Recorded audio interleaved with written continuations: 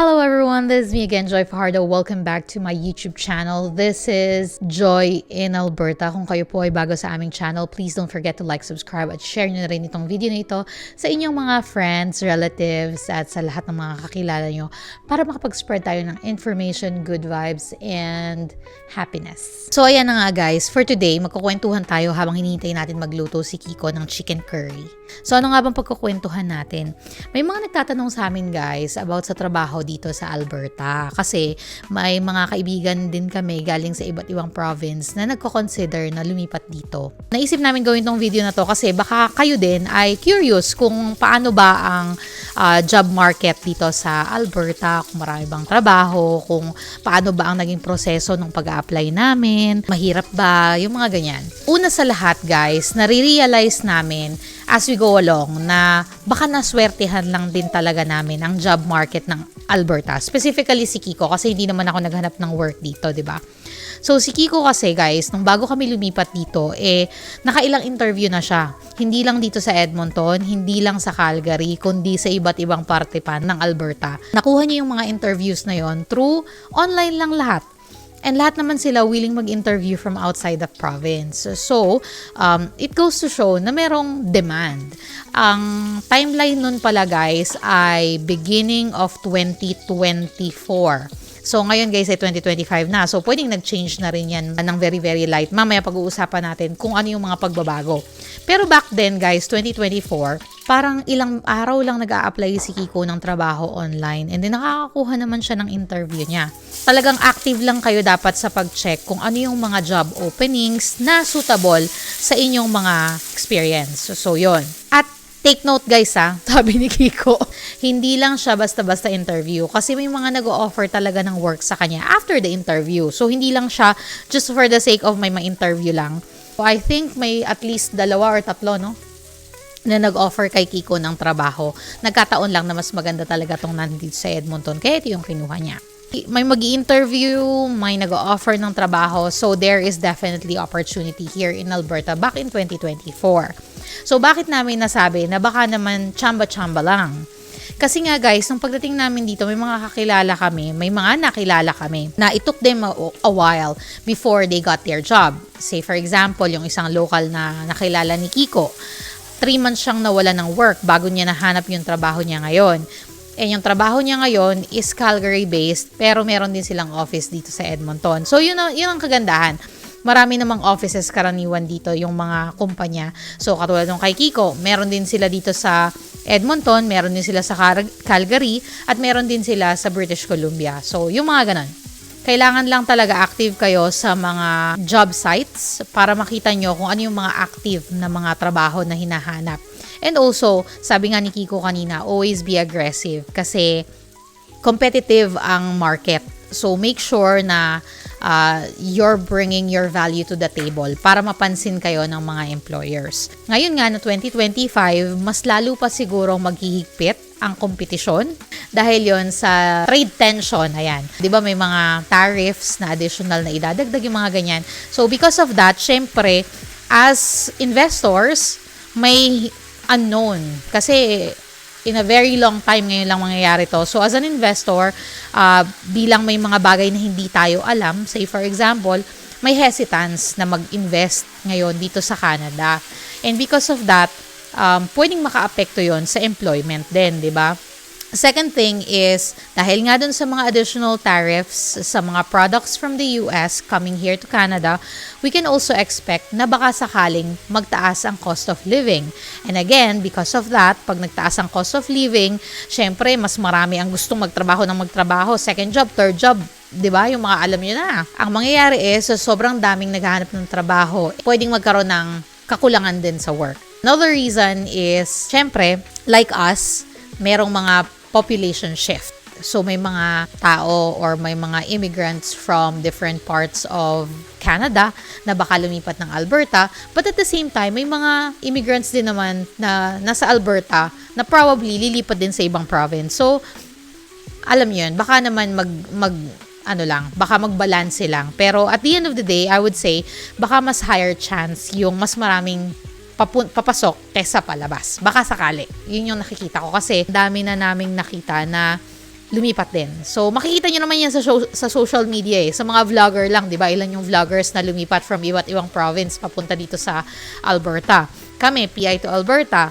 Meron kaming kilala na Nova Scotia to Alberta, Newfoundland to Alberta. Yung mga, makikita nyo yung mga vlogger din, di ba?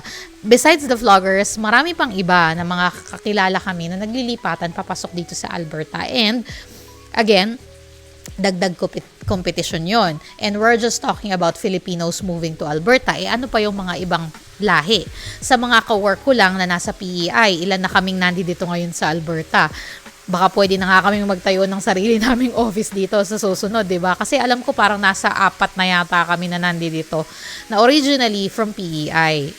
Iba yung lahi yon, hindi sila Filipino. So anyway, yun siya guys. Mas matindi ang competition. So tayo bilang mga applicants, kailangan nating pag-igihan palalo. Lalo natin paggandahin yung mga CV natin.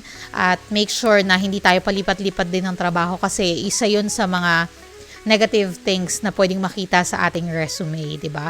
So kung tayo ay consistent sa ating trabaho, aligned ang ating experience. Ayan, yan yung mga tinitignan. Kung short term ng mga trabaho na pinupuntahan mo, parang palipat-lipat ka, again, pwedeng negative yung dating doon sa mga magiging employers na a-applyan mo. Tapos ito pala guys, another reason bakit namin ito ginawa din is because, alam niyo naman si Kiko nasa construction business, 'di ba? So may mga nag-a-apply ng work sa kanila, talaga namang nakikiusap na silang pang-provide sa family nila. So, yung visibility lang na hindi din ganun kadali. Yun yung purpose din itong video na to na kung iniisip natin na naku, narinig ko kay ganito, kay ganyan, dali lang maghanap ng trabaho dun or si ganito daw, after a month, nakahanap na ng trabaho, ganyan. So, I feel na depende pa rin siya sa inyong experience, depende pa rin siya sa pakikipag-usap nyo, depende pa rin siya sa pagpe-present nyo ng sarili nyo through the CV and also through the interviews, diba? Pero at the end of the day, talagang nakabase siya sa inyo. Very dependent siya sa inyo kung kayo ay makukuha or hindi. So yun lang, hindi siya madali.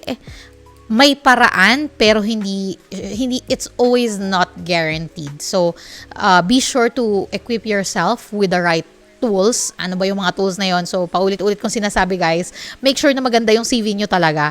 At binanggit ko na to before, ewan ko kung napanood nyo to guys, pero what we always recommend is to really customize your CV para mag-suit dun sa hinahanap ng employer. So instead of casting your net wide na using the same or repeating the same, sending the same CV to every employer, customize it a bit to suit the employer na talagang tina-target ninyo. Kasi it will pay off talaga kung i-customize nyo ang inyong CV, although syempre it takes a while at talaga namang effort, di ba? Pero kumbaga ay nagha-hunt ka You're job hunting. You are not farming, 'di ba? Yung parang hindi ka basta mag-cast ng net mo at bahala na kung sinong tumanggap sa iyo. Kailangan meron kang tina-target. Malapit nang maluto ang nilulutong chicken curry ni Kiko.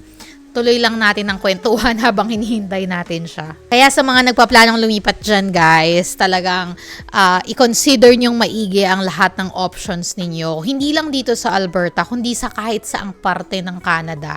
Talagang pag-isipan yung mabuti kung yung bang trabaho ninyo in demand dun sa location na yon. It's better kung meron na kayong prospects, kung meron na kayong mga interviews before pa kayo lumipat para ma-make sure nyo din. Alam nyo yun, play safe lang din tayo just to be sure na hindi pagdating doon, nga tayo at we ended up regretting our choice to move, diba? Syempre, lahat naman tayo ay ina-aspire na mag-move for better opportunity, for better future. Moving from a different province to another is always a big choice.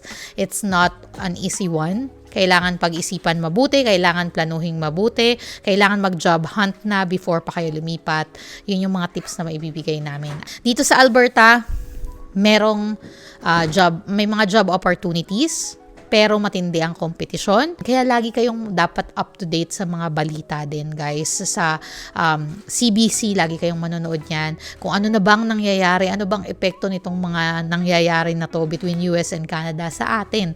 And of course, syempre, ayan, may bago tayong Prime Minister. Ano ba yung sinusuportahan ng ating Prime Minister? Is it more about infrastructure? Is it more about technology? Is it more about labor? Is it immigration? So, kailangan up to date tayo sa mga ganyan. Kasi, yan yung mga tools na mag-e-equip sa atin na maging ready tayo for what's to come. Ako talaga ay forward thinking na, okay, yung ating PM, ang focus niya is ganito. So, malamang yan ang mangyayari sa ganito, ganyan. So, yung mga ganong thoughts ba? So, always stay up to date din. At saka, isa pang babantayan din natin. Although tayo ay, say for example, like us, citizen na kami, babantayan natin yung immigration. Yan. Bakit natin kailangan maging aware tayo sa immigration? Kasi guys, may indirect effects sa atin ang mangyayari sa immigration. Kung ang mga temporary workers hindi na mapa-permanent resident, unti-unting mawawala yan. So, magkakaroon ng mga job openings. Saan yung job openings na yon? May opportunity ba para sa atin doon? Or is it gonna be a risk for us too na, mawawala yung buong, say for example, isang company na half ng kanilang manufacturing, puro temporary worker. So, what's gonna happen? Magko-close ba yung company na yon? Pag nag-close yung company na yon, sino yung maaapektuhan? The rest nung half ng kanilang mga staff, ano nang mangyayari? So, again, the world is always connected somehow, directly or indirectly, will always be affected by what's happening with our surroundings. So, lamang ang may alam. So, dapat aware tayo sa nangyayari sa paligid natin, guys. Yun lang. Salamat sa pagsama nyo sa amin today. At kakain na ba tayo? Guys, alam nyo ba kung saan na kami lilipat?